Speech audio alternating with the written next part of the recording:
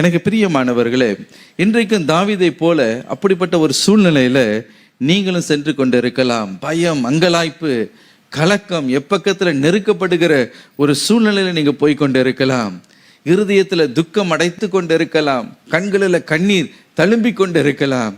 ஐயோ, நான் என்ன செய்ய போகிறேன் என்று நீங்கள் நினைத்து கொண்டு இருக்கலாம். ஐயோ, என்னுடைய பிரச்சனைகள் எல்லாம் நினைத்து நினைத்து ஒவ்வொரு நாளும் நான் பெருமூச்சு விட்டு கொண்டு இருக்கிறேன். ஏன் இந்த ஏமாற்றம், ஏன் இந்த தோல்வி, ஏன் இந்த வேதனையுடைய வாழ்க்கையில என்று சொல்லி அனுதினமும் நீங்க அதையே நீங்க சிந்தித்து கொண்டு இருக்கலாம். கடந்த காலத்தில் நடந்த வேதனையான அனுபவத்தை அதையே யோசித்து யோசித்து அதிலே நீங்க ஆழ்ந்து போன ஒரு நிலைமையில நீங்கள் இருக்கலாம்.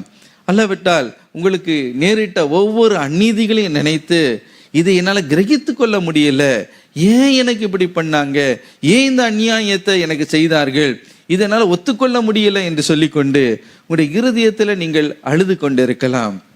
எனக்கு பிரியமானவர்களே, இன்றைக்கு கர்த்தர் உங்களை பார்த்து சொல்லுகிற காரியம் என்னவென்றால், உன்னுடைய வேதனையே நீ எவ்வளவு நாட்கள் பார்த்து கொண்டு இருக்க போகிறாய், எவ்வளவு நாட்கள் உன்னுடைய நிலைமையை நீ யோசித்து யோசித்து நீ புலம்பிக் கொண்டு இருக்க போகிறாய், அதிலே ஆழ்ந்து போக போகிறாய்.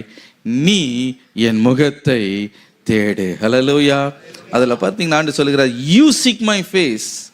இதுவரைக்கும் ஒருவேளை மற்றவங்க உங்களுக்காக ஆண்டவர் இடத்துல அவங்க விண்ணப்பம் ஏறெடுத்திருக்கலாம், கர்த்தரை தேடி இருக்கலாம், உங்களுக்காக ஜெபித்திருக்கலாம், தீர்க்கதரிசிகள் இடத்துல நீங்கள் ஓடி இருக்கலாம், ஜெப வீரர்கள் இடத்துல ஓடி இருக்கலாம், தெய்வ மனிதர்கள் பின்பதாக நீங்கள் சென்று இருக்கலாம்.